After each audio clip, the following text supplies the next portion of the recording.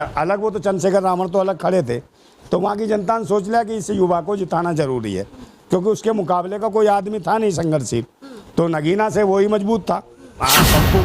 पप्पू गांधी कौन, वो राहुल गांधी को प्रधानमंत्री बनाएंगे, तो उस पर एग्री नहीं हुई वो प्रधानमंत्री राहुल गांधी। यही वजह है कि नीतीश कुमार भी आज प्रधानमंत्री नहीं बन रहे, क्योंकि वो चाहते हैं कि कांग्रेस का जो प्रधानमंत्री राहुल गांधी बने। यहाँ लटकी हुई है कहानी। खड़गे तो गुलाम है ना राहुल गांधी का, समझे। खड़गे क्या कटप्पा, और चटप्पा समझो कांग्रेस का।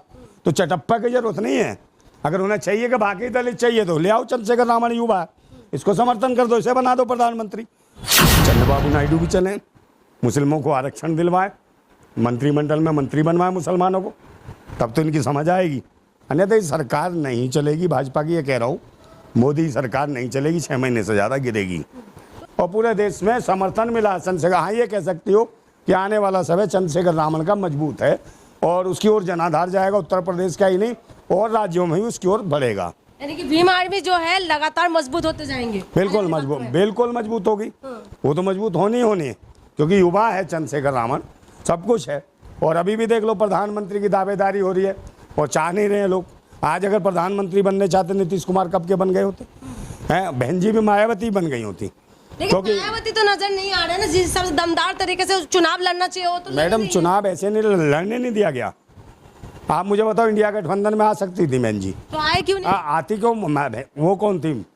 सोनिया गांधी से बात हुई, सोनिया गांधी ने कहा कि पप्पू गांधी कौन, वो राहुल गांधी को प्रधानमंत्री बनाएंगे, तो उस पर एग्री नहीं हुई वो प्रधानमंत्री राहुल गांधी। यही वजह है कि नीतीश कुमार भी आज प्रधानमंत्री नहीं बन रहे, क्योंकि वो चाहते हैं कि कांग्रेस का जो प्रधानमंत्री राहुल गांधी बने। यहाँ लटकी हुई है कहानी, समझे नहीं। अगर कांग्रेस कहते आओ नीतीश कुमार, खुद कहते राहुल गांधी, मगर नहीं जब आती है। अरे 12 सीट ही तो है उनका। अरे 12 सीटें तो आ तो रही है, तो उनका प्रधानमंत्री कैसे बना देंगे? अरे बन जाएंगे ना, बुलाए तो सही। तो ये इसका मतलब है तुम किसी पिछड़ी जाति के आदमी को प्रधानमंत्री नहीं देखना चाहते हो।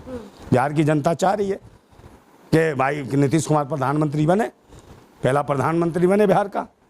तो मगर ये नहीं चाहते कि पिछड़ा, दलित, आदिवासी, अल्पसंख्यक कोई प्रधानमंत्री बने भारत का।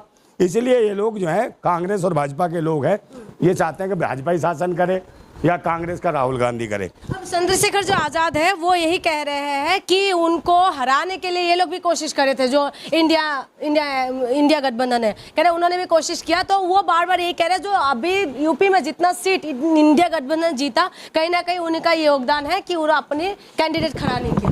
नहीं, वो ये बड़ी बात होगी कहना कि गलत है चंद्रशेखर रावण की बात कि उन्होंने नहीं खड़ा किया तो इस मारे वो जीत गए।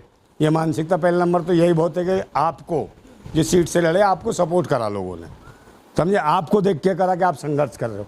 अब आप ये कहो सारे पूरे भारत का या तुम्हें ही वोट देना चाहता था, ये गलत है सोच। मैच्योरिटी वाला बयान नहीं है ये, मैच्योरिटी नहीं है चंद्रशेखर की। मुझे लेकर आप कितने वोट काट लोगे? आपने देखा आपके प्रत्याशी दिल्ली में भी लड़े, कितने वोट ले गए? तो असर दिखता है आदमी का। तो आपका उत्तर प्रदेश में क्या असर दिखता, क्या नहीं दिखेगा?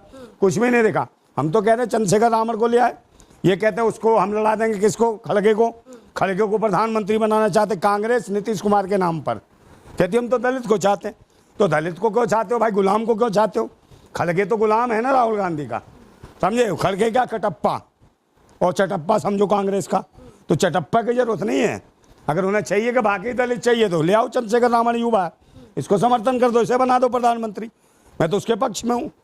बनाए कांग्रेस प्रधानमंत्री दलित को, बनाए चंद्रशेखर आजाद को, रावण को, हम समर्थन में। अच्छा, प्रधानमंत्री बन जाए, एक सीट लेके तो बनाओ, क्यों नहीं बनते? एक सीट में बताए मुख्यमंत्री बने, प्रधानमंत्री बने एक सीट वाले, और तो कई सीट भी नहीं जीते तो बन गए। जो राज्यसभा से आए वो बन गए। आप तो ये तो लोकसभा से जीता हुआ बन जाएगा, तो क्या दिक्कत है? तो आपको लग रहा है कि आने वाले वक्त में यूपी में बहुत कुछ बदलाव होने वाले हैं?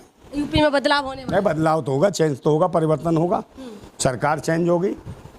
उत्तर प्रदेश की सरकार जाएगी इस बार। तो मायावती का वोट किसकी तरफ जाएगा? मायावती को दमदार होकर उतरना चाहिए, चंद्रशेखर आजाद ले जाएंगे सब कुछ। देखिए, अगर मायावती इसी तरीके से ये रवैया रहा तो चंद्रशेखर रावण मजबूत हो जाएगा, इसमें कोई दो राय नहीं है।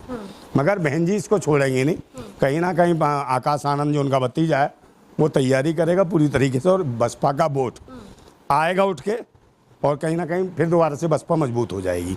आपको लग रहा है ऐसा? मतलब 100 ये आपस में बढ़ जाएगा, चंद्रशेखर आजाद की तरफ आधा चले जाएंगे, आधा उसकी नहीं बटेगा, वो तो फिर कैंडिडेट के ऊपर भी है।